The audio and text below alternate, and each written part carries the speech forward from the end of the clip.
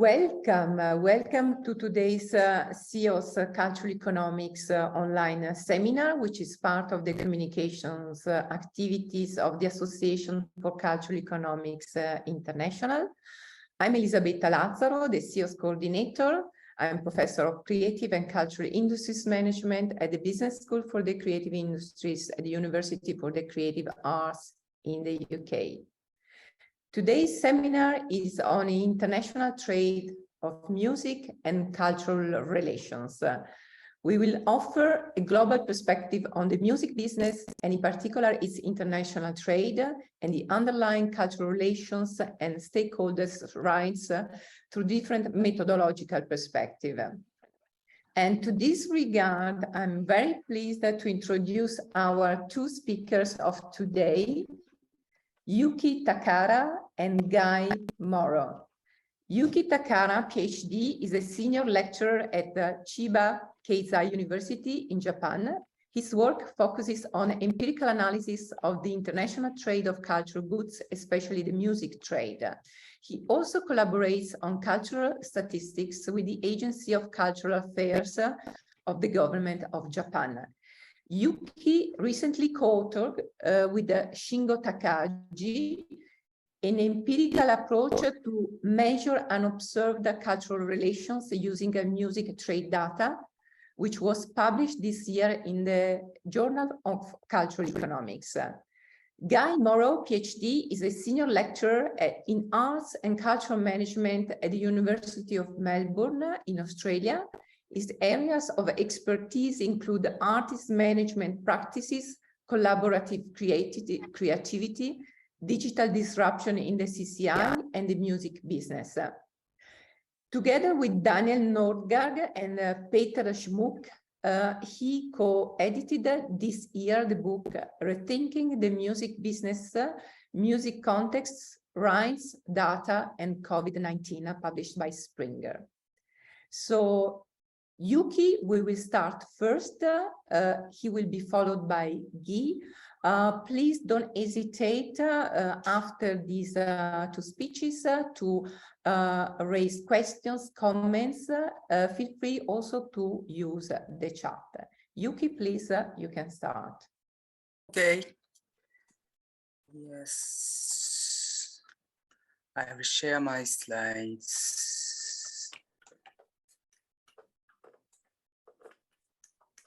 Okay, thank you very much for your invitation, Elizabeth, and I will give my special thanks to the audience.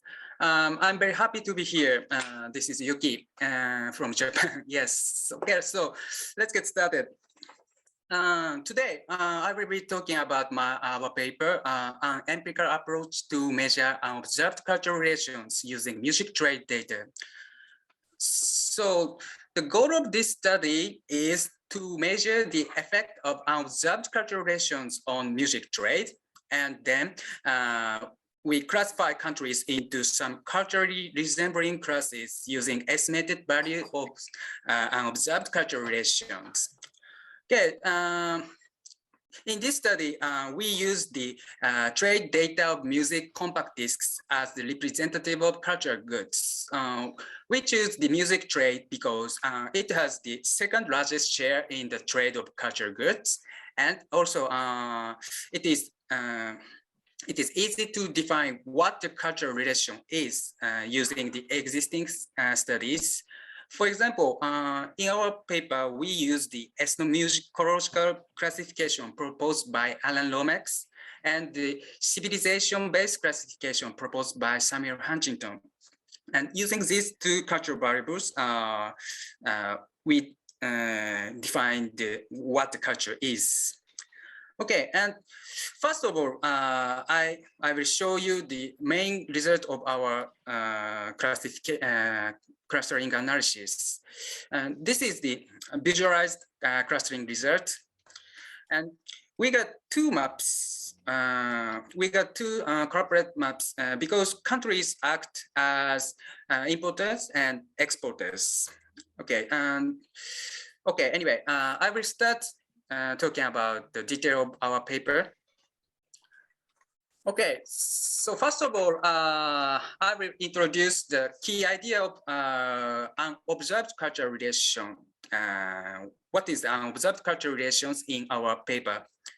Okay, so the figure shows a brief example of cultural relations. For example, Japanese people love the famous Australian rock band AC/DC, and also Japanese people love the greatest reggae musician Bob Marley, and so they import music from Australia and Jamaica well. However, maybe Australian and Jamaican people don't know much about Japanese musicians, so they import music from Japan less. And such relationship may have a significant effect on music trade, but it is hard to measure the effect directly. However, the UNESCO 2009 claims that such unobserved relations can be measured through associated economic behaviors such as trade. Okay, and this is the key idea of our study. Okay, and we used the modified gravity model of trade based on sample selection model by Heckman because the trade data has many zero flows. And the model contains two equations. First one is the selection equation, and the later one is outcome equation. The selection equation determines whether country trade or not, start trade or not, and the outcome equation determines how much they trade. Okay, and this is the model we used. And the most important term in our model is the interactive fixed effect, AI prime GJ. Okay, let me explain the detail of this term.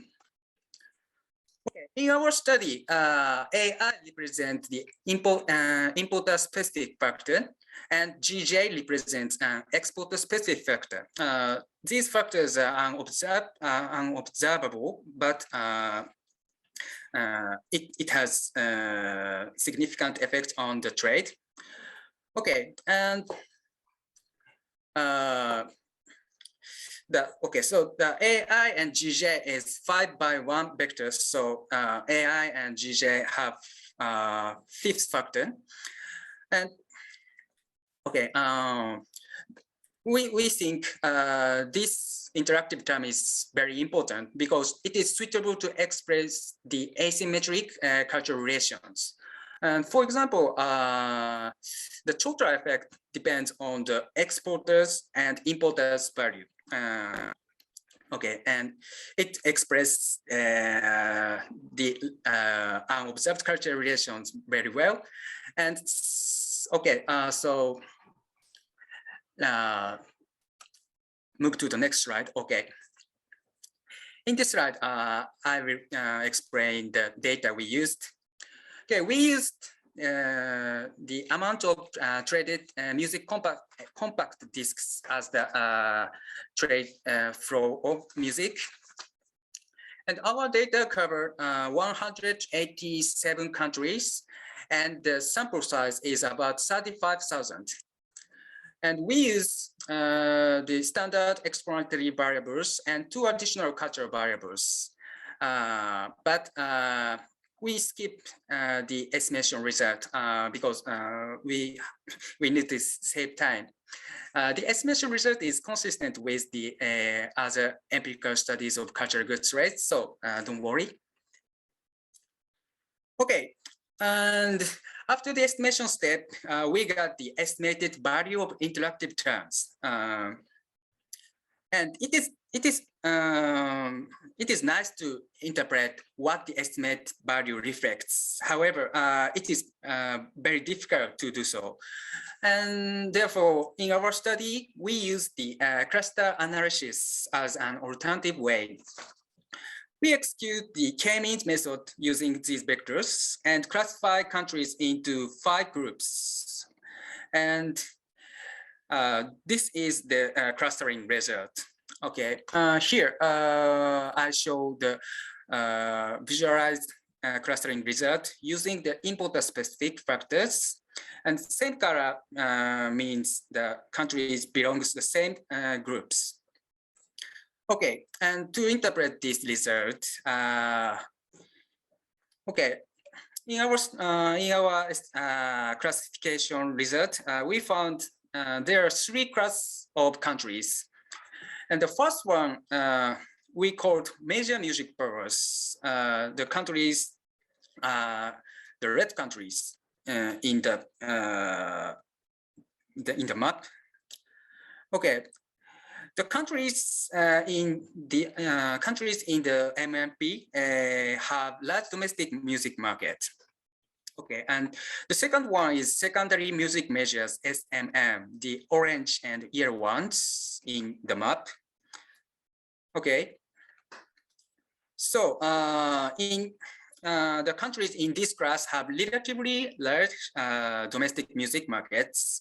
And last one is the small music countries, SMC, the green and violet ones in the map.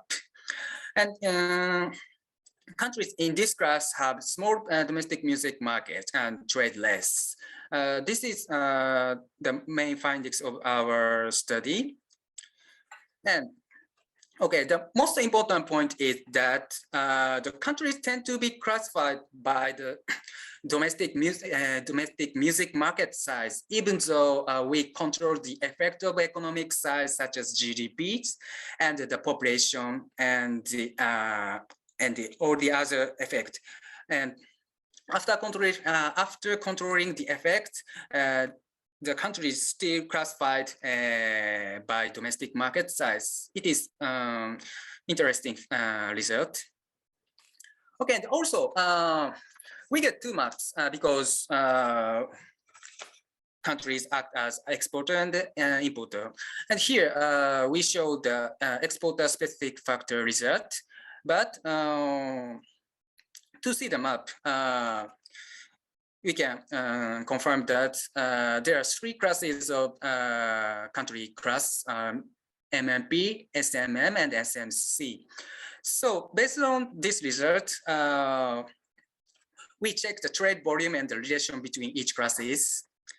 First of all, we check the case of trade between MMP countries.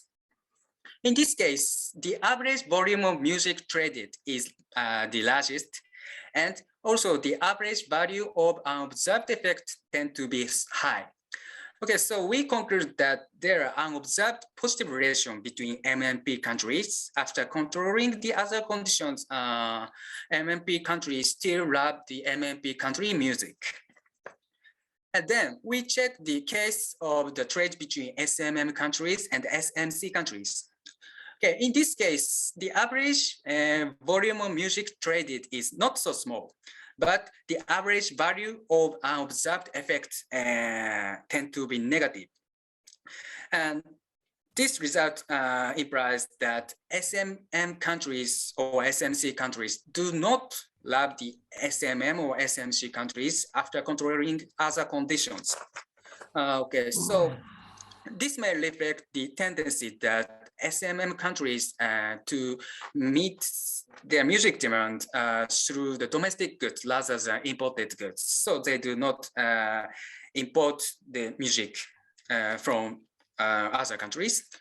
Okay, and indeed, SMM countries have a relatively large domestic music market, and they can meet the demand of music. Okay. And then we check the case of MMP countries export to SMM and SMC. And in this case, the average value of unobserved effects also tend to be negative. This result implies that relatively higher values of average volume of traded music could be explained by observed factors such as distance between 2 countries and GDPs, populations, linguistic proximities, and so on. And the important point is that after controlling for these factors, there are observed negative relation between MMP countries and SMM or SMC countries. And for the case of trade between SMM or SMC countries, we found that the average value of observed effects tend to be positive, although they do not trade a significant amount of music. And this result implies that observed positive relations between these two groups, and such positive effects could reflect the positive relation of each classes. This is a brief finding of this paper. And okay, let me summarize this presentation. Okay, the goal of this study is to measure the effect of observed cultural relations on cultural goods trade. And we found that there are three classes, MMP, SMM, and SMC.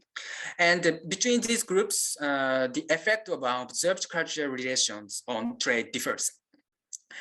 And our research suggests the possibility of trade data-based approach toward measuring the observed cultural relations. Okay, so our study is perfectly based on the data, and maybe it conflicts the traditional definition of culture. But anyway, thank you for your kind attention. That's all. Thank you very much, Yuki. Let's have Guy presenting now, and then we will discuss about the two presentations also with the audience. So Guy, you can upload your slides. And you can start whenever you're ready. All right, thanks, Yuki, and hello, everyone. I'm here to speak to a book that I co-edited and also a specific chapter that I co-wrote from this volume. It's entitled, as you can see, Rethinking the Music Business, Music Context, Rights Data, and COVID-19.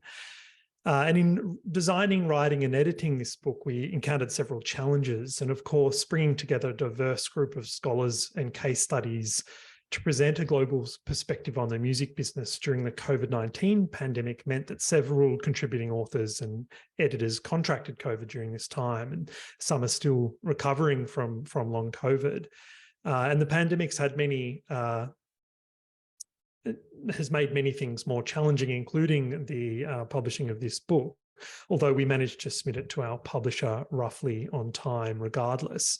And likewise, much of the music business itself has stopped and started and adapted and evolved during this time. And it's been fascinating to see how innovation and creativity have been harnessed to regenerate and rethink the music business. So the juxtaposition between the catastrophe of the ongoing COVID-19 disaster and business as usual informed the design of this book. And indeed, another challenge we faced in compiling this book concerned how we could consider both some of the impacts of the COVID-19 crisis on the music business, as well as pre-existing trends in the music business that were not impacted directly by the crisis. And also research that was conducted prior to the pandemic. How do we honor that, and how do we keep that in the canon of research literature? And to provide as holistic a picture of the music business during this time as possible, we resolved to split the book evenly in two parts. So part one features 6 chapters that focus on the impact of COVID-19, the COVID-19 pandemic on the music business, while part 2 is comprised of 6 chapters that present original insights into the music business in general. For example, the first chapter by George Musgrave concerns losing work, losing purpose, representations of musicians' mental health in the time of COVID. Then we have a article that analyzes the impact of the COVID-19 pandemic on the incomes of freelance classical musicians in Austria.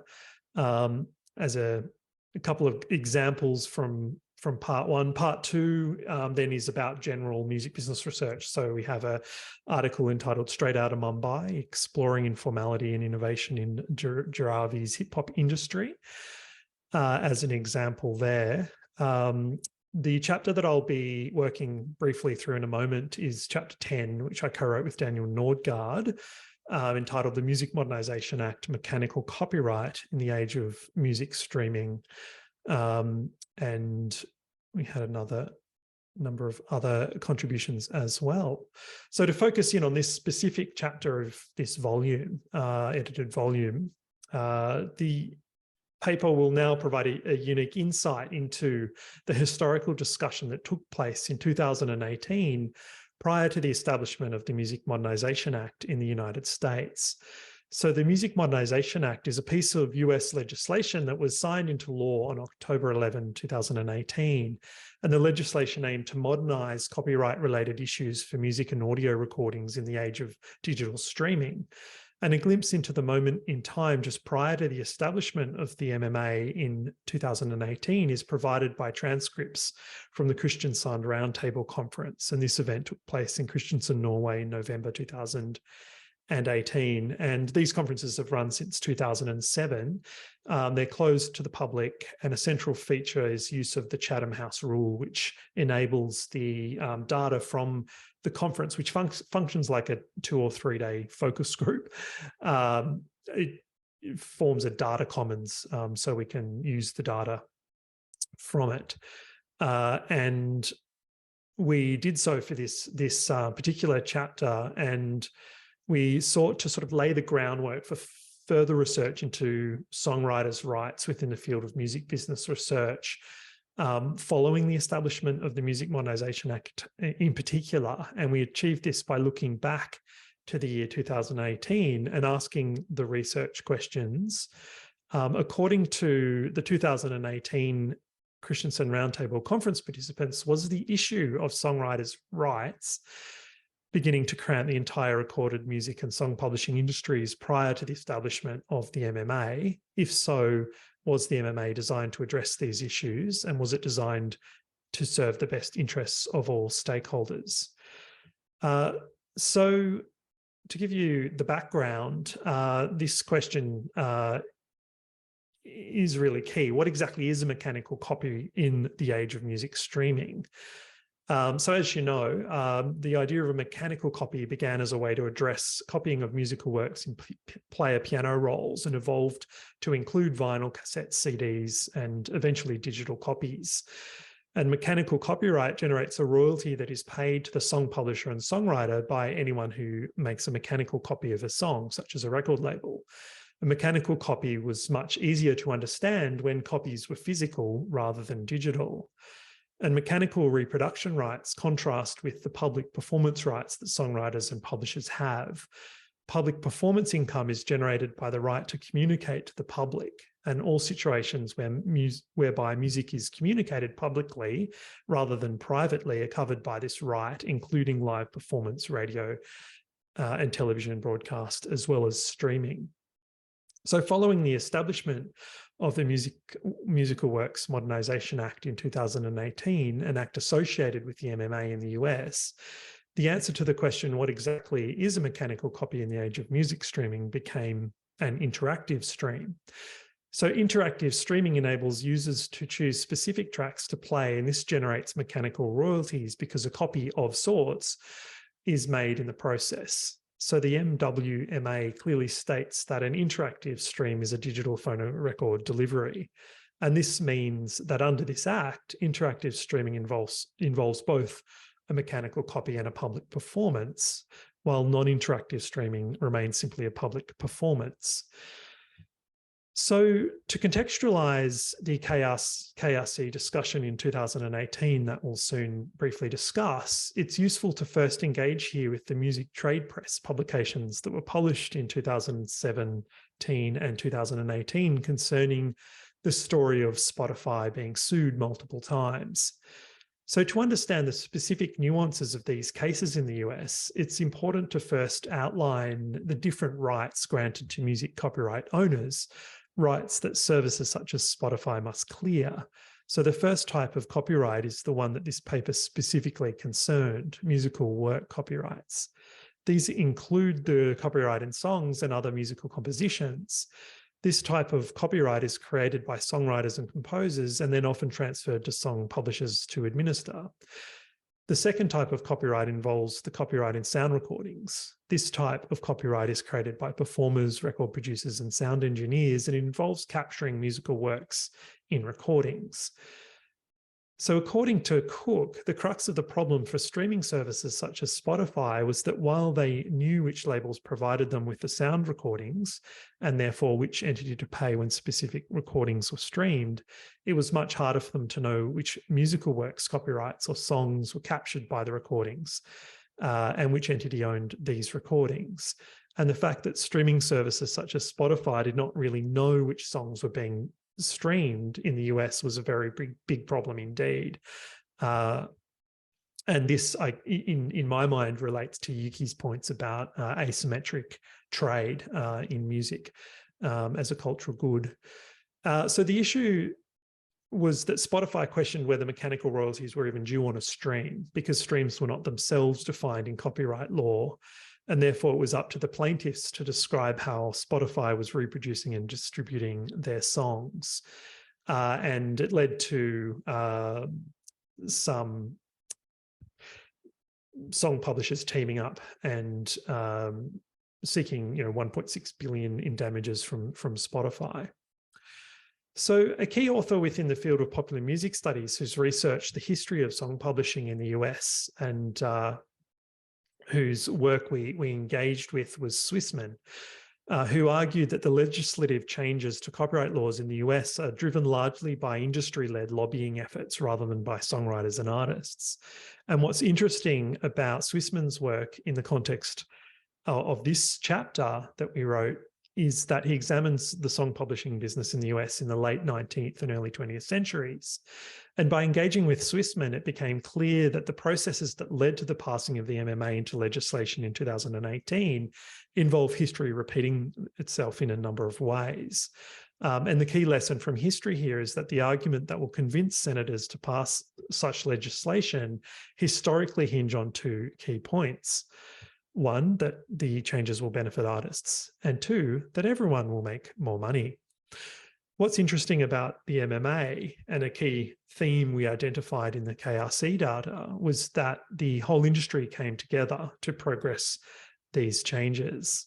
And this speaks to the extent to which it was envisaged in 2018 that these changes would generate growth in this industry by facilitating more credit in the form of advances to songwriters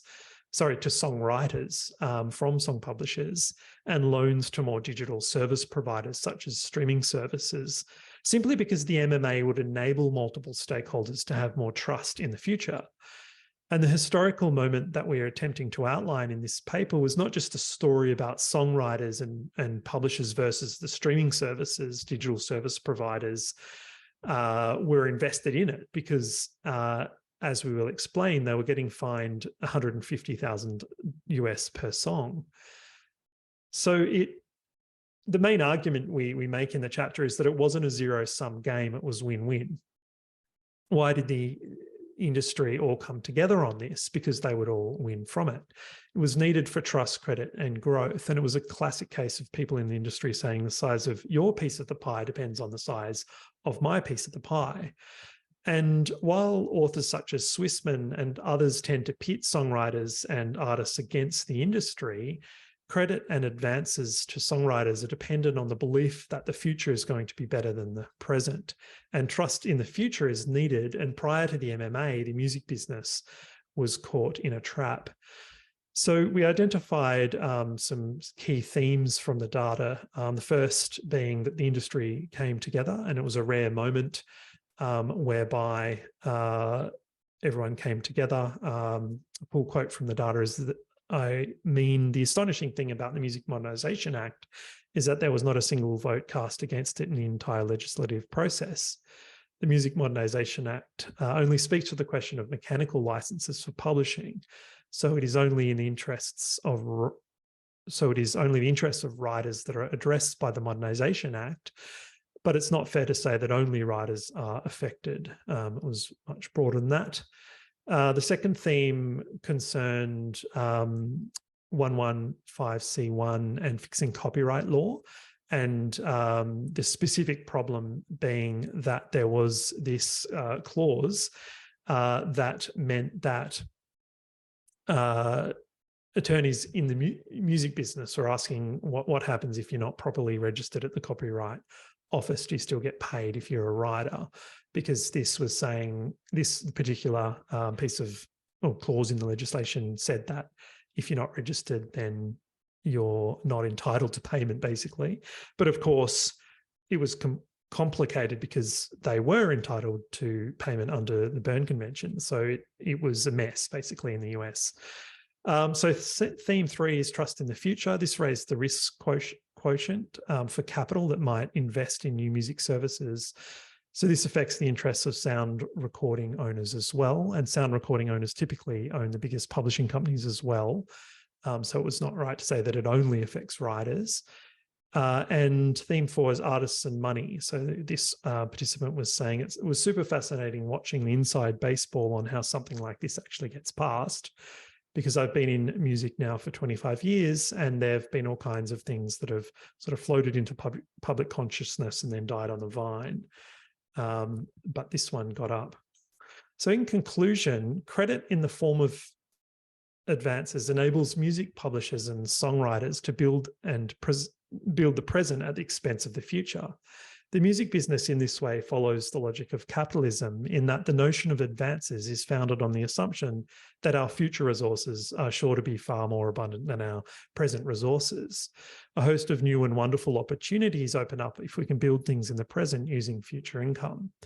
And the industry as a whole came together around the MMA because of the way in which, during this historical moment, it was envisaged that it would unlock the industry and this would lead to stupendous growth. And in a way reminiscent of the arguments Adam Smith put in his 1776 publication, The Wealth of Nations, in 2018, it envisaged that an increase in the profits of private entrepreneurs in the music business, such as song publishers, as well as digital service providers, would be the basis for the increase in collective wealth and prosperity in the industry. And the argument that this act would benefit songwriters in particular was convincing. Thank you very much. Thank you very much, Guy, for your presentation. Very interesting presentations.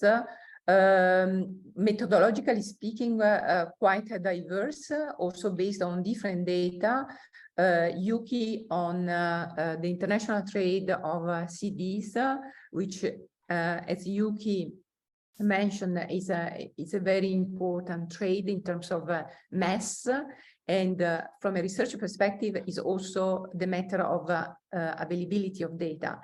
Guy ideally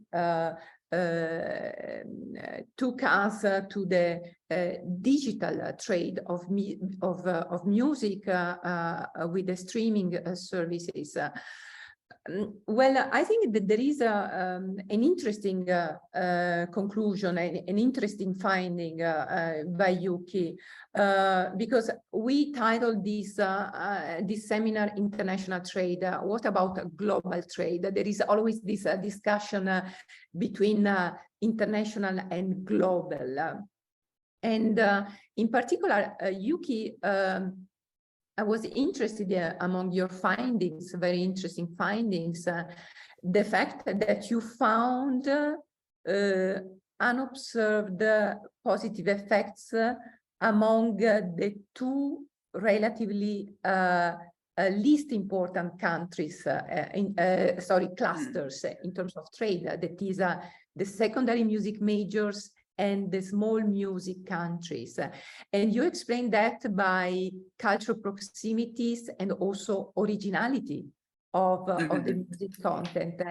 And I think that these findings are quite connected with the main concerns discussed by Guy in terms of music streaming and how to ensure, first of all, the protection, the rights of the musicians, because as we know, a major concern is the standardization, the flattening of artistic content through these services, the standardization. Could you please elaborate more on that? And of course, this is one of the conclusions of Yuki in his paper, is that we still miss sufficient data about music streaming in order to do similar analysis, although the trade of CDs is very important, as Yuki mentioned. So could you please elaborate on that for us? Okay. Okay. So yes, this is a very important point.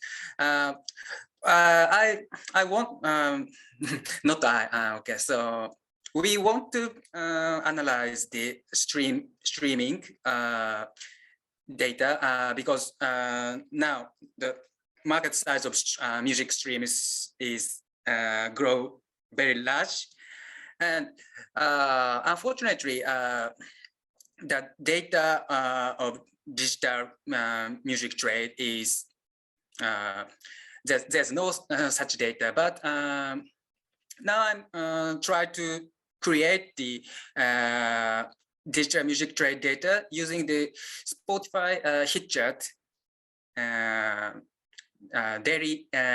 daily top 200 chart data. And I'm sorry, how can I say? Okay, next Asian Cultural Workshop held in Singapore, I will show the main findings of digital trade. I already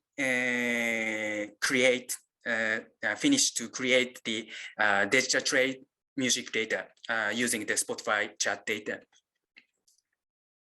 Yes, it's okay.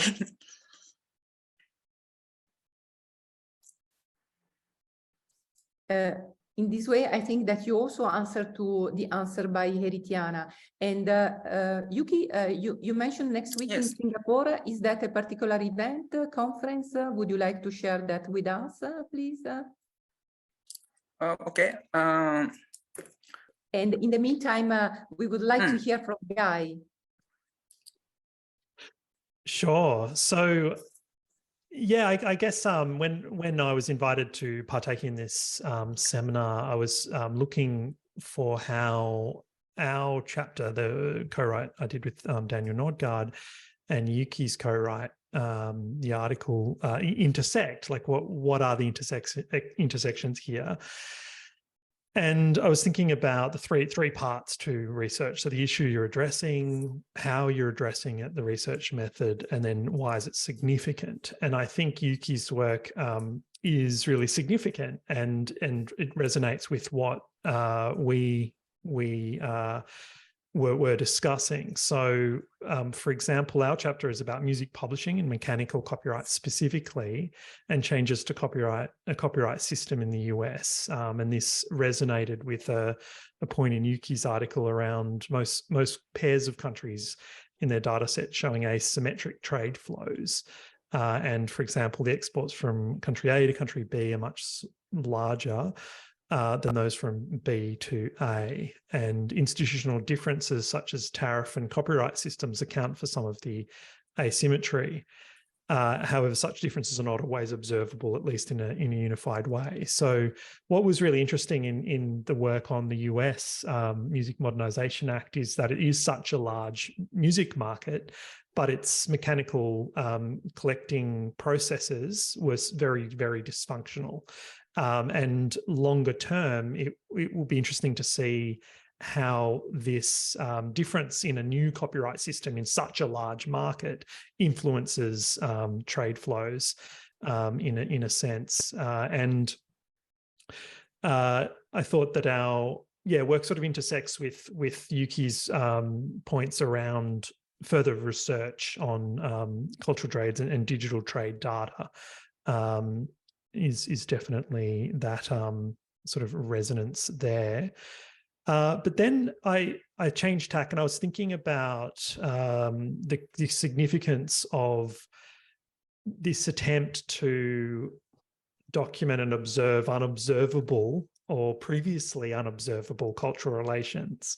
And I thought it could be interesting to flesh these out by talking about cultural capital as defined by David Throsby, not by Bourdieu, and human capital, which confusingly is basically the same thing as Bourdieu's cultural capital, and this notion of unobservable embodied values. So a pull quote from Yuki's article is that between two countries, cultural relations, whether observable, such as linguistics or religions, or unobservable, such as embodied values, are important determinants of international trade in cultural goods. And so that's where, yeah, I just see the significance of Yuki's work in terms of the gap in knowledge that they're addressing, which is cultural relations between country, but observing the previously unobserved cultural relations. And yeah, I thought that was a very lofty ambition. And I did a fair bit of reading of Throsby's Cultural Capital article because Yuki cited it, and also Tao's wrote this great piece on song publishing or music publishing in the UK, which, yeah, was different to what we did. We were looking at the US. The UK is completely different in terms of a system. But yeah, I thought that's where I saw this sort of resonance between the two pieces. Very different methods, obviously. Mine's a qualitative one, and Yuki's has an awesome algorithm in it, which was fascinating. But yeah, I thought that was a good sort of overlap in a sense. So I should probably stop talking now. I should throw a question back. So anyone want to take the bait on unobserved cultural relations and maybe link that to a definition of culture could be a way in? Wow, this is a dangerous point to enter the definition of culture. But thank you for mentioning about the notion of capital and different types of capital. Actually, recently at the International Conference for Music Business Research about music streaming, we discussed about music having become an asset instead of a commodity, and therefore subject to be exploited like any other form of capital. I would like to collect a couple of questions we have from the chat. There is Andrei who has a short question for Yuki, the first speaker.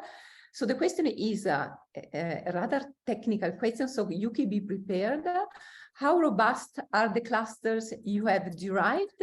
Have you tried to verify this with some other clustering methods? Thanks in advance. Okay, thank you, Andre. We check the case. Okay, first of all, we check the case for the changing the class number. K and 3 to 8, and found that the clustering result is maybe it is robust. And also we tried to use the word method to classify the countries, but yes, we get the cluster result, but it is too complex, and we can't interpret what happens, and so we don't use the other method. But using the k-means method, the estimation clustering result is robust, and we checked. Thank you. Thanks. Okay, thank you. Yeah, Eritiana, I hope that earlier on Yuki answered in a satisfactory way your question, because Eritiana asked, I wonder whether results regarding cultural trade would be completely different with the streaming platforms. Is it a path for future ongoing research? So you already mentioned about that you have already collected the data. And you know, we know that as empirical scholars, just by collecting the data, which is a hard, a tough job, at least in an intuitive way, we learn already something before treating the data with more or less a sophisticated analysis. So what is your feeling? Would you like to anticipate what is your feeling about possible results, Yuki, about the streaming? Okay, thank you. Okay, so yes, the most important explanatory variable which explains the trade is the distance. However, for the case of streaming services, the distance don't mean the how can I say, the trading cost. In the usual trade analysis, the distance is the distance represents the trade cost. However, in the case for streaming services, the distance have the other meaning, and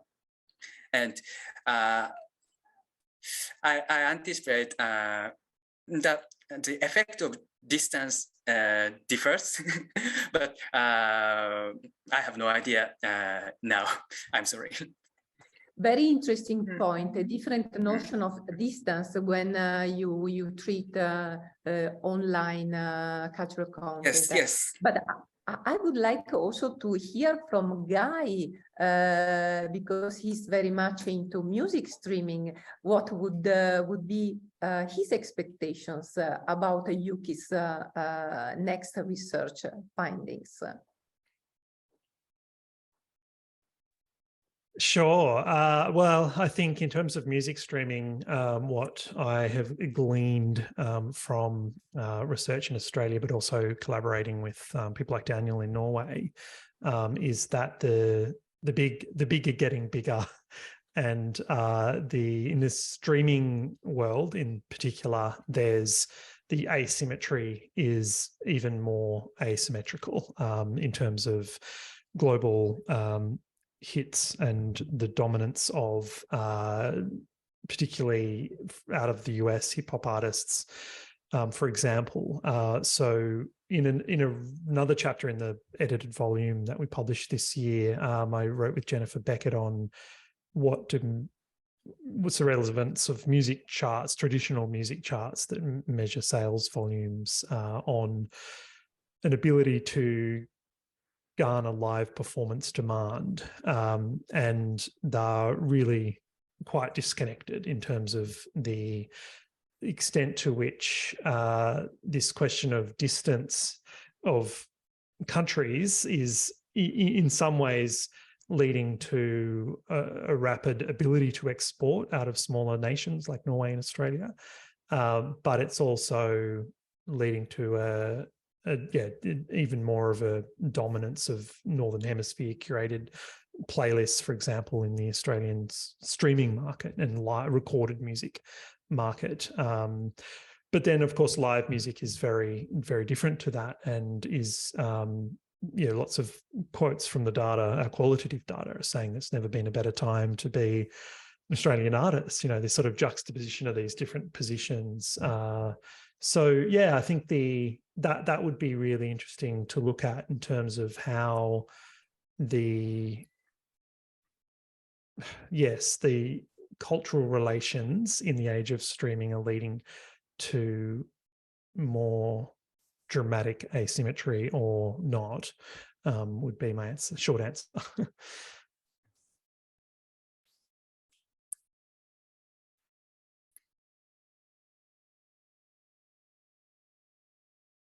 You're muted, Elizabeth. I'll just.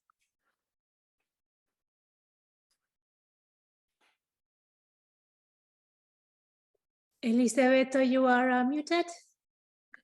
Oh, thank you. So, sorry, I was saying that so the bigger gets bigger. So if the findings that Yuki got so far hold, we should expect further negative effects at the expense of positive effects. But let's see, because there are also methodological implications in terms of measures and their treatment, as we mentioned earlier on. I would like to collect another question from the chat from Hugo. So Hugo says, I wonder how the result regarding cultural trade is affected by genre. Is the effect the same among pop CD aimed at you versus traditional music CDs aimed at older audience? I don't understand very well, Hugo, what you mean by traditional music CDs. So perhaps would you like to elaborate more on that? And but in the meantime, let's have Yuki answering this question. Okay, thank you for your question. This is very important. I also sorry, think, yes, I'm sorry. Hugo corrects and says young versus traditional. So there is also age implied in this question, not only genre. Yuki, please. Okay. Okay. Okay. Please once again. I'm sorry. What that? Yeah, basically the question by Yuga is if there is the same, the effect is the same in terms of genre. So females and males. I don't understand if the genre is attributed to the musicians or to the consumers.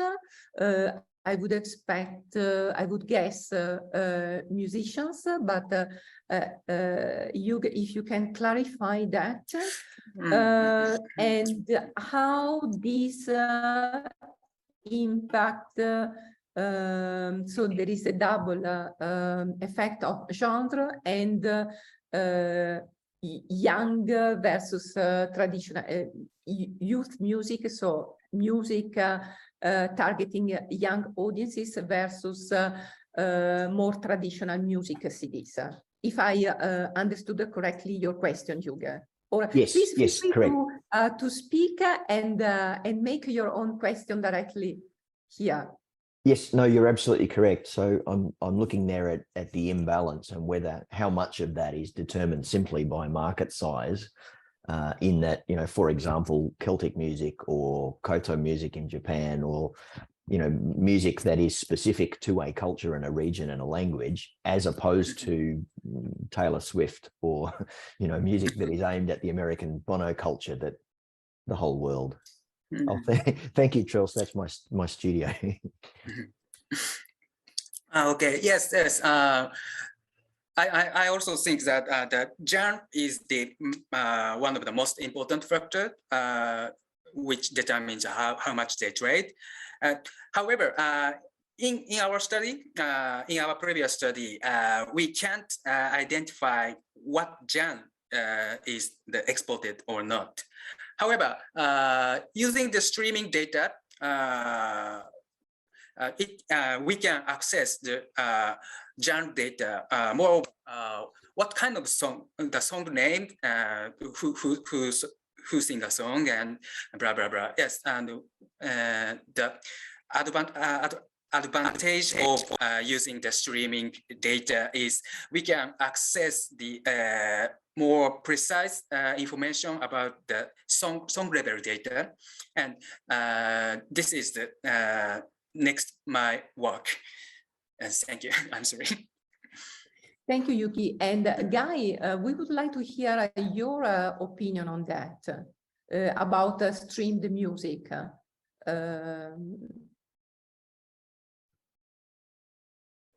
Sure. Yes, absolutely. Look, I mean, I mentioned that it's actually the final chapter in the contributed volume that I'm here speaking about, which is about chart data and the relevance of traditional music charts in the digital music economy.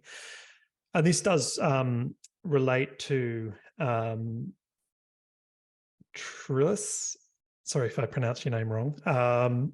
Your question around this, it says, quick question, any indication of the AI created easy music as part of the market?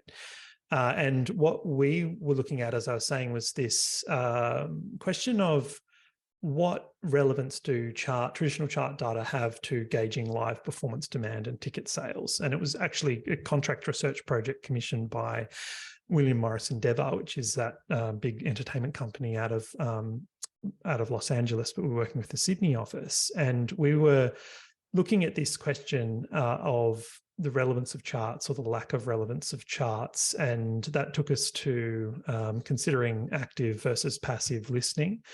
And I think what's really fascinating in terms of listening habits on streaming services is this shift to consider the measurement of passive listening to music as what streaming measures, and how that can be very disconnected from ticket sales or gauging whether you'll sell tickets, and these artists who have a massive passive audience. And I think AI generated what are you calling it? Easy music is part of that. It's passive music, it's background music, it's music you put on to wash the dishes, and it doesn't matter the name of the artist, versus featured artists and active listening. And that's a really fascinating area.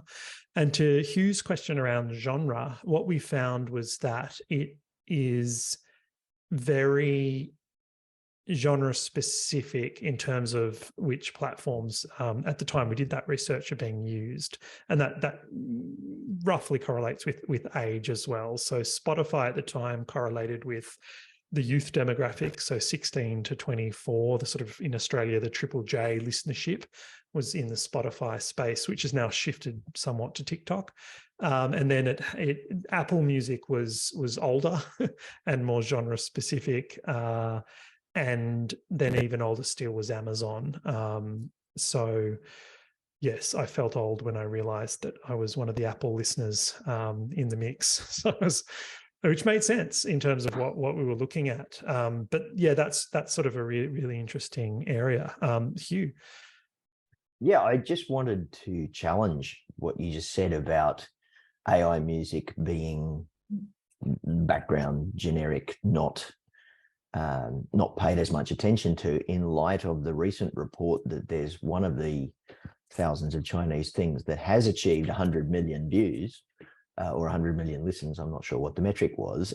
And if you were correct, I would have expected there to be a fair bit of consistent generic listening rates, as opposed to clearly that one has resonated somehow and is grabbing a bigger chunk of the attention economy than the other, which may be fairly generic.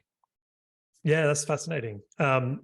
So an AI-generated musician or music that's functioning in terms of like a featured artist and has a massive active listenership. Yeah, that's fascinating. Absolutely. Well, is it the artist, or is it just the track? This one track that, for some earworm reason, has resonated more than others, and people have gone back to it. You know, there's the whole debate about loyalty to artists versus loyalty to specific recording songs. Great issue. Yeah, Unfortunately, our hour has come to the end, so we must stop Just when here. we were getting going. Although the discussion could go on for quite a long time, and there was another question about a technical question about distance from Andrei. Unfortunately, we don't have the time here to, but it's good that there is room and there are inspirations for further research here. I would like to thank everybody, especially Yuki and Guy, for their very interesting presentations and discussion, as well as the audience with their questions and comments. I would like to remind you that you can access these CEOs and former CEOs on the Association for Cultural Economics YouTube channel. I will put again the address here, which you can also find on our website of the association. I would like also to say that if you like to propose a topic and a presentation to an next CEOs, please don't hesitate to email me. I will be more than happy to consider that. And my invitation is in 2 weeks time. We will have another CEOs. Stay tuned. And thank you very much again. Have a lovely rest of the day or evening or start of the day, wherever you are. Thank you so much. Bye-bye. Thank you very much. Bye. Bye. Thanks. Thank you. Thank you.